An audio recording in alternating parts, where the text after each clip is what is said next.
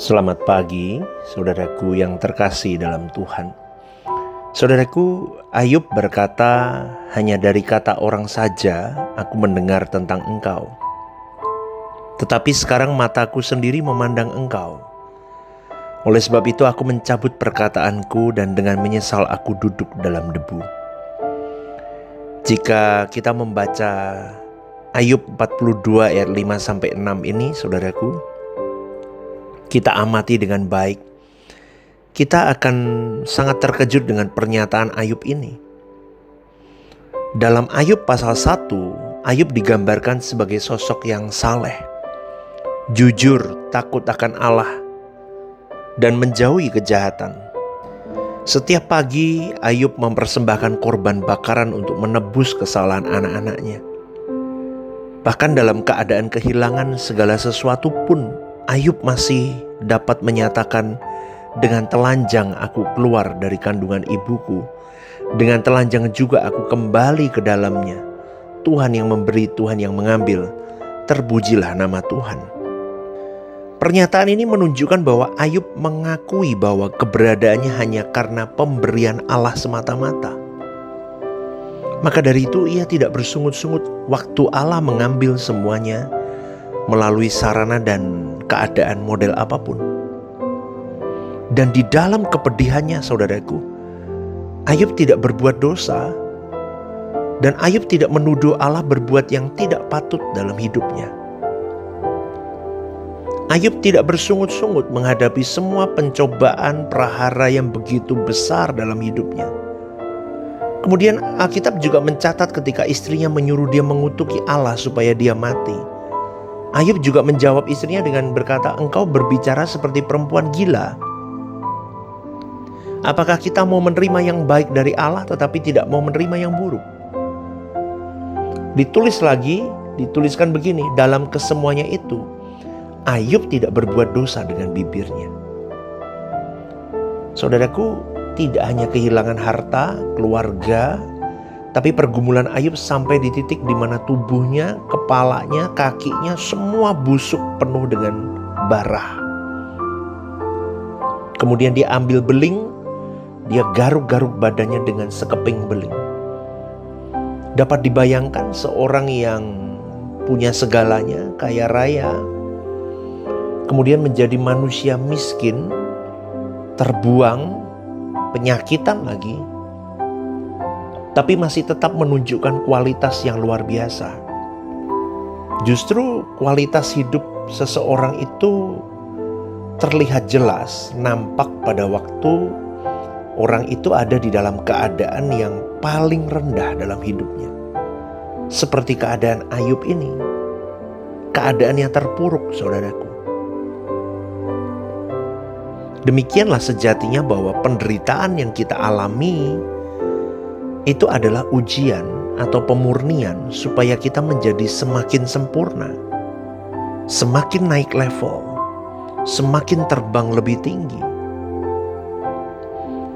Ayub itu orang yang berpengetahuan loh, saudaraku. Buktinya Ayub itu bisa tanya jawab dengan sahabat-sahabatnya yang datang menghiburnya. Dan kalau dari jawaban-jawaban Ayub itu, saya bisa simpulkan bahwa Ayub adalah sosok yang mengerti Tuhan. Dia mengenal Tuhan. Dia bisa mengimbangi teman-temannya yang berbicara panjang lebar mengenai Tuhan. Jadi boleh dikatakan kapasitasnya bagus ini Ayub ini. Kualitas hidupnya, perilakunya istimewa lah, ya. Dia mengerti, paham tentang Allah. Tapi mengejutkan bahwa Ayub bisa berkata, hanya dari kata orang saja aku mendengar tentang engkau. Lah, kalimat ini bisa disimpulkan bahwa aku hanya mendengar tentang Allah dari orang lain. Tapi itu aja sudah bisa membuat Ayub itu menjadi orang yang punya moral kerohanian yang luar biasa loh. Hal ini membuktikan bahwa orang yang tidak mengalami Allah secara langsung pun dapat memiliki moral kerohanian yang baik. Tapi pasti tidak sempurna. Dan kalimat lanjutnya berkata, "Tetapi sekarang mataku sendiri memandang engkau." Kalimat ini artinya Ayub ini kini memiliki pengalaman berjumpa dengan Allah secara nyata setelah mengalami semua pergumulannya. Dia baru mengalami realitas Allah setelah melewati pergumulan dan peristiwa yang menyakitkan. Teman-teman semua, para pencinta renungan The Message, kita semua tidak lepas dari yang namanya pergumulan dan kesulitan hidup. Peristiwa-peristiwa mungkin kita lalui menyakitkan. Dimanapun lah, di pekerjaan, di keluarga, apalagi di pelayanan, di gereja. Kadang saudaraku melewati pergumulan-pergumulan panjang. Seakan-akan Tuhan letakkan kita seperti bangsa Israel di tengah padang gurun yang begitu mengerikan. Betul ya saudaraku ya. Ada peristiwa-peristiwa yang membuat kita sakit di dalamnya, yang berpotensi membuat kita luka, yang berpotensi membuat kita kepahitan, yang berpotensi membuat kita trauma. Tetapi kita lihat dari sosok Ayub ini. Ayub tidak berdosa dengan bibirnya. Maka kalau kita sedang mengalami padang gurun kehidupan, apapun yang kita lalui, saudara, kita belajar dari Ayub yang pertama ini adalah jangan kita berbuat dosa melalui bibir kita.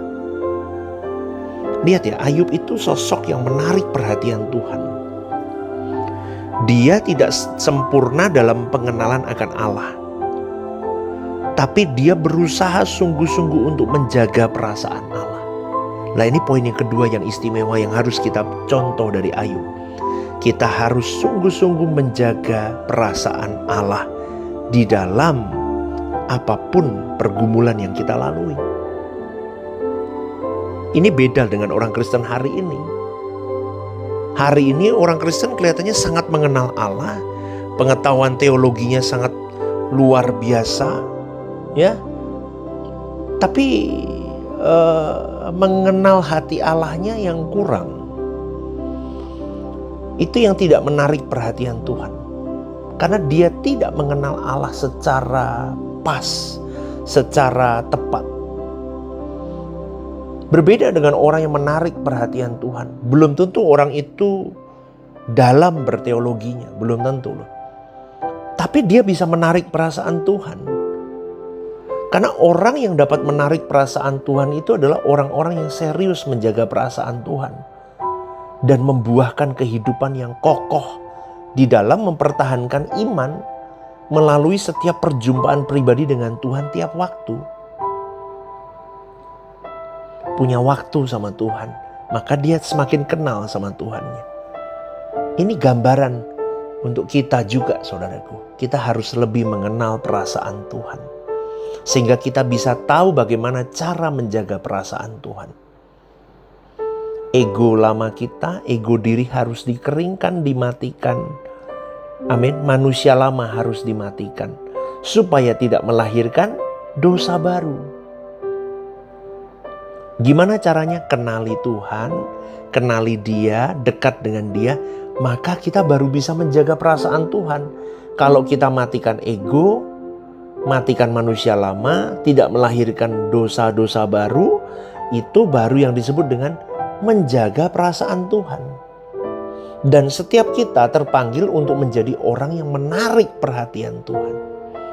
Kita jaga perasaan Tuhan, jaga terus dari hal kecil sampai hal besar. Itu bisa menarik perhatian Tuhan. Sama halnya dengan Ayub yang menarik perhatian Tuhan. Dikit-dikit dia buat mezbah minta ampun untuk anaknya, untuk dirinya, untuk keluarganya. Dikit-dikit meratap sama Tuhan minta ampun. Itu yang menarik perhatian Tuhan sampai Ayub pun dibanggakan oleh Tuhan di depan iblis. Dan Tuhan berkata, apakah engkau memperhatikan hambaku Ayub? Coba loh. Sebegitunya sampai outstanding di mata Allah. Kebanggaan Allah atas Ayub tentu bukan tanpa alasan loh saudaraku. Dengan standar umat perjanjian lama, Ayub itu menarik perhatian Tuhan dengan praktek hidupnya. Coba bayangin saudaraku. kita sebagai orang percaya di zaman ini, dengan segala gelapnya dunia ini, kita bisa dibanggakan Tuhan karena kelakuan kita, karena cara kita menjaga perasaan Allah. Coba, betapa luar biasanya momen itu. Maka dari itu kalau kita belajar dari Ayub, Tuhan memurnikan Ayub melalui peristiwa ini agar menjadi seseorang yang semakin istimewa, sungguh istimewa di hadapan Tuhan. Dan pemurnian itu disambut Ayub dengan pas, dengan baik. Meskipun belum sempurna ya, tetapi dia bisa mengambil momentum itu dengan pas. Dia hati-hati dengan bibirnya, dia tetap jaga perasaan Tuhannya, dia tetap fokus kepada Tuhannya, dia tetap benar. Itu yang harus kita lakukan. Orang percaya hari ini, orang Kristen belum. Baru dikit masalah ada uring-uringan, saudaraku. Udah ngeluh, udah ini, udah itu. Betul gak? Padam, apinya berkobar padam. Dulunya semangat padam gara-gara masalah. On fire-nya sama Tuhan remuk, habis, kecewa sama Tuhan. Aku pelayanan kok dibuat sulit hidupku, aku pelayanan kok dibuat begini, aku pelayanan kok gak disembuhkan, aku pelayanan kok dipersulit. Banyak saudaraku. Tapi bagaimana dengan Ayub? Ayub tidak. Ayo lakukan ini dalam hidup kita. Saat kita hendak mencapai keserupaan dengan Tuhan dalam jejaknya, kita harus siap untuk diubah melalui berbagai peristiwa hidup.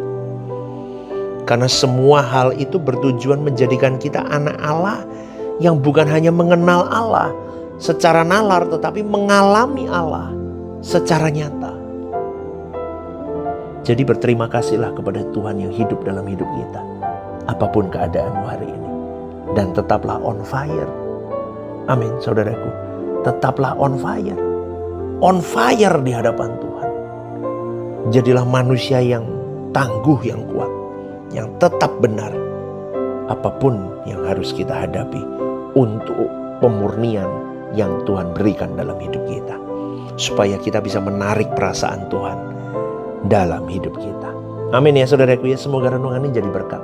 On fire. Tetap semangat. Jadilah pemenang, bukan sesuatu yang kalah di hadapan Tuhan. GSK Buat Semarang, One Vision, One Heart for Harvesting. Tuhan memberkati. Shalom saudaraku yang terkasih di dalam Tuhan. Ada program baru yang bernama Are You Okay? Ini adalah program yang memang diadakan bagi saudara-saudari yang rindu atau ingin didoakan. Mungkin saudara-saudari sedang mengalami pergumulan-pergumulan hidup yang sulit, yang berat, menghadapi masalah-masalah yang tidak mudah. Saudara-saudari bisa klik di formulir online yang tertera atau scan barcode di situ. Anda bisa tuliskan di sana apa yang menjadi pergumulan masalah Anda yang ingin didoakan. Tujuannya satu, Anda tidak merasa sendiri. Saya sendiri akan mendoakan beserta tim yang akan menangani ini. Saya akan mendoakan di dalam mesbah-mesbah doa kami. Tujuannya satu, supaya saudara-saudari merasa ada yang support, tidak sendirian berjalan menghadapi beratnya kehidupan ini. Ini kerinduan saya, kita berbagi kasih secara nyata. Dan kiranya program baru ini bisa menjadi berkat untuk kita semua. Tuhan Yesus memberkati.